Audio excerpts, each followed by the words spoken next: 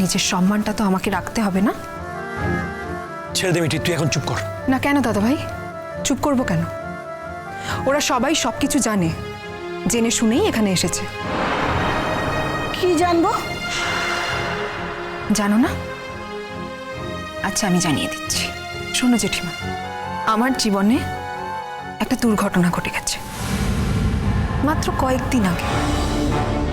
কাগজে বেরিয়েছিল তো, অবশ্য তোমরা বুঝতে পারোনি যে এই বাড়িতে আমার সঙ্গেই ঘটনাটা ঘটেছে।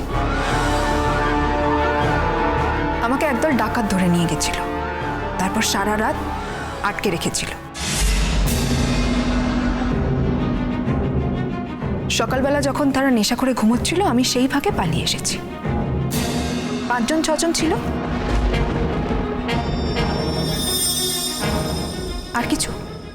আর কিছু জানতে চাও? আমাদের যাওয়া আসা, পাড়ার লোকেদের ফিসফিস গুজগুজ, এসব শুনে কিছু বুঝতে পারোনি না তোমরা? মিঠি, চুপ কর মা। না কেন চুপ করবো মা? কেন চুপ করবো? যা সত্যি সেটা বলো না। আমি এই জন্যই এখন কোর্টে যাচ্ছি। ওই লোকেদের আজকে চিহ্নিত করতে হবে। বুঝতে পেরেছো তো তোমরা? দেখো কত বড় একটা খবর দিলাম বলো তো তোমাদেরকে। এবারে যাও, আর বাকি যারা জানে না, বাকি পাড়ার লোকেদের ডেকে ডেকে বলে দাও মিটিং করে যে তোমাদের পাড়ার একজন মেয়ের সঙ্গে এরকম একটা ঘটনা ঘটেছে। কাগজে বেরিয়েছিল তো, অবশ্য সেখানে নাম লেখা ছিল না। কি আর করা যাবে বলো, এসব ক্ষেত্রে তো নাম দেওয়া যায় না, সেই জন্য নামটা দেওয়া যায়নি। যাক, আমার জীবনে এরকম একটা দুর্ঘটনা ঘটে গেছে। নিজেদের মেয়েদেরকে সাবধানে রেখো জেঠিমা। হায় হায় হায় হায় হায়, ও কি কমলিনী, কি সর্বনেশে কথা! আরে এত বড় কথাটা তুমি আমাদের কাছে চেপে গেছো। এটা কি খুব আনন্দের কথা নাকি যে জনে জনে গিয়ে নক করে করে বলবো? জানার পরও আপনাদের কষ্ট হচ্ছে? ও মা, কষ্ট হচ্ছে না? মেয়েটাকে এবারে জন্মাতে দেখলাম। আপনাদের একটা কথা বলি, প্রতিবেশী তো আপনারা, তাই আপনাদের নিশ্চয়ই জানা উচিত যে দিনকাল পাল্টে গেছে। এখন প্রতিবেশীরা কেউ কারুর বাড়িতে না ডাকলে যায় না, যাওয়া উচিত নয়, কারণ প্রত্যেকের কাজ কর্ম সব পাল্টে গেছে, মানসিকতাও পাল্টে গেছে। এবারে সেই দিনটাকে ভুলে যান। যতক্ষণ না আপনাদের ডাকা হচ্ছে, আপনারা দয়া করে আসবেন না। শোনো, তুমি এপাড়ার বউকে বিয়ে করেছো, আর বউ বলছি কেন, মধ্যবয়সী মহিলা, 3 ছেলেমেয়ের মা। ঠিক আছে ঠিক আছে, এটা তো সবাই জানে, নতুন করে আর বলার দরকার নেই। হ্যাঁ হ্যাঁ বাবা, সবাই জানে জানে, তবুও মনে করিয়ে দিচ্ছি। এ পাড়ার ধর্ম তুমি কি জানবে বাছা? আমরা এই পাড়াতে সবাই মিলেমিশে থাকি। এই পাড়ার একটা ধর্ম আছে তো নাকি? এই পাড়ায় সবাই সবার বিপদে ঝাঁপিয়ে পড়ে, বুঝেছ? সবার বিপদে সবাই ঝাঁপিয়ে পড়ে না, কারোর বাড়িতে কোনো কৌতূহলের খবর থাকলে সবাই এসে ঝাঁপিয়ে পড়ে। এই ঘটনাটায় আপনারা কি করতে পারবেন জেঠিমা? এই ঘটনাটায় আপনারা কি হেল্প করতে পারবেন? এই যে আমি এখন লড়াইটা লড়তে যাচ্ছি, এটা আমাকে একাই লড়তে হবে? এই যে এতক্ষণ ধরে আপনারা আমাকে এতগুলো কথা বললেন, এটাও আমাকেই হজম করতে হবে। আর আপনাদেরকে আমি এখন যেটা বললাম, আপনারা এই খবরটা শুনে এই পাড়া থেকে পাশের পাড়া, পাশের পাড়া থেকে তার পাশের পাড়া, আপনাদের যেখানে যা আত্মীয় স্বজন আছে তাদের সবাইকে বলবেন যে আপনাদের পাড়ায় একটা মেয়ের সঙ্গে এরকম একটা ঘটনা ঘটেছে। আমি তবু আপনাদেরকে এই খবরটা বললাম, কেন জানেন তো? কারণ যতক্ষণ না পর্যন্ত আপনারা আমাদের কারোর মুখ থেকে এই কথাগুলো শুনছিলেন, ততক্ষণ আপনাদের শান্তি হতো না। বাইরে থেকে কারোর মুখ থেকে শুনলেও শান্তি হতো না, আপনারা খুঁচিয়েই যেতেন। তাই আমি কথাগুলো বললাম। এবার হ্যাপি তো আপনারা সবাই? বাবা, এত বড় একটা দুর্ঘটনা ঘটে গেল তোর জীবনে, তারপরেও তুই এত ফরফর করে কথা বলছিস? অনেকক্ষণ থেকে আপনাদের অনেক কথা শুনছি। কেন ও ফরফর করে কথা বলবে না কেন? ওর জীবনে একটা দুর্ঘটনা ঘটে গেছে, তার জন্য কি ও দায়ী? নাকি ওর কোনো দোষ ছিল, নাকি ঘটনাটা ঘটেছে বলে ওর কোনো দোষ হয়ে গেছে?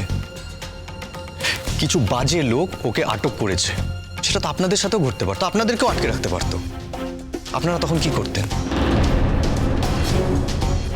বাকি জীবনটা চুপ করে থাকতেন? হ্যাঁ, আপনারা করতেই পারেন, কিন্তু মিঠি সেটা করবে না। কারণ মিঠি কোনো অন্যায় করেনি, মিঠি এমন কিচ্ছু করেনি যার জন্য ওকে মুখ বুজে থাকতে হবে, ওকে চুপ করে থাকতে হবে। অন্যায় করছেন আপনারা। আপনারা সব জানার পরও এখানে এসে সেই একই টপিক নিয়ে বারবার কথা বলে খুঁচিয়ে খুঁচিয়ে ঘা করছেন। সব জানেন আপনারা, সবটা জানেন, কিন্তু তারপরও এসেছেন কেন? আপনাদের শান্তি হচ্ছে না। যতক্ষণ পর্যন্ত মিঠির মুখ থেকে কথাগুলো আপনারা জানবেন না, শুনবেন না, ততক্ষণ পর্যন্ত আপনাদের শান্তি হচ্ছে না। তুমি কে বাছা? তোমাকে তো এবারে খুব বেশি দেখিনি। না না, ও হ্যাঁ, একদিন বোধহয় দেখেছিলাম। হ্যাঁ, তাতে কি হয়েছে? তাতে কি আপনাদের কিছু আটকে থাকছে? আচ্ছা, পরিচয় জানতে চাওয়াটা কি অপরাধ? না, কোনো অপরাধ না। আমি মিঠির বন্ধু, আর পেশায় আমি একজন ডাক্তার। আমরা দুজনে একটা সিদ্ধান্ত নিতে চলেছি কিছুদিনের মধ্যে, আর কিছুদিনের মধ্যে আমি মিঠিকে বিয়ে করব।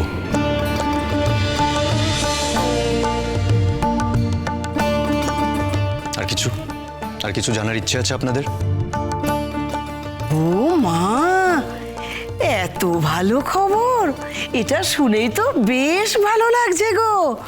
তবে কি জানো, এই যে মিঠির সাথে এত বড় একটা দুর্ঘটনা ঘটে গেল, তারপরেও যে তুমি ওকে বিয়ে করতে চাইছো, তাতে কিন্তু একটা সত্যি কথা বলতেই হয়, তুমি ছেলেটা সত্যি খুব ভালো। থ্যাংক ইউ, কিন্তু আমি বেশি কিছু করিনি। আজকে কিন্তু এই দুর্ঘটনাটা আমার সাথেও ঘটতে পারত, কিন্তু এই দুর্ঘটনাটা পৃথিবীর শেষ দুর্ঘটনা নয়, পৃথিবীর প্রধান দুর্ঘটনা নয়। নানা রকম দুর্ঘটনা ঘটে মানুষের জীবনে। আজকে মিঠির জায়গায় ওরা আমাকেও আটকে রাখতে পারতো। মিঠি কি করতো তখন? আমাকে ছেড়ে চলে আসতো? কি বলতো আমায়? না কৃষাণু, আমি তোমায় বিয়ে করতে পারবো না, কারণ ওরা তোমায় আটকে রেখেছিল, তুমি সারা রাত ছিলে ওদের সাথে, এ কথা বলতো। তাহলে কেন উঠছে এই কথাগুলো এখানে? জেঠিমা ছেড়ে দাও না, এখন আমরা বেরোচ্ছি, দেরি হয়ে যাবে। না না না না, ছেড়েই দিচ্ছি বাবা। তবে কি জানিস, তোদের বাড়িতে ঘটেও বটে। এই যে এই প্লুটো মারা গেল, আমরা তো শুনেছিলাম ওর সাথেই নাকি মিঠির বিয়ে টিয়ে সব ঠিক হয়ে আছে। আপনি আমাকে শোনানোর জন্য এই কথাগুলো বলছেন, তাই তো? আপনি আমায় জানাচ্ছেন, ইনফর্ম করছেন মিঠির একটা অতীত ছিল, একটা পাস্ট ছিল। আমি আপনাকে একটা কথা জানাই, আমি সবটা জানি, সবটা। তাই এই কথাগুলো আলাদা করে আমাকে জানিয়ে না আপনার কোনো লাভ হবে না। আমাদের তারা আছে, আপনারা এখন আসুন। নমস্কার। আর শুনুন, কথায় কথা বাড়ে, কথায় কথায় না চারটে অপ্রিয় কথা উঠে আসতে পারে, যেটা আপনাদেরও ভালো লাগবে না আর আমাদেরও ভালো লাগবে না। কারণ তারপর আমরা রেগে গিয়ে আরো দু চারটে কথা বলে দেব, সেটা আপনাদের খারাপ লাগবে। তার থেকে আমার মনে হয় বেটার এটাই, আপনারা সময় থাকতে চলে যান প্লিজ। মিঠি, আমাদের বেরোতে হবে। আন্টি, আপনারা আসুন, আমি মিঠিকে নিয়ে এগোচ্ছি। এসো। তোমরা এগো, আমরা আসছি।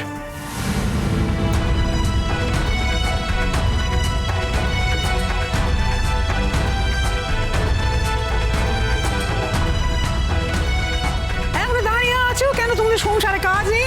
এসো এসো, কোন এসো, চল চল চল চল চল। ঠিক আছে ঠিক আছে, যাচ্ছি যাচ্ছি। চলো সবাই, চলো চলো।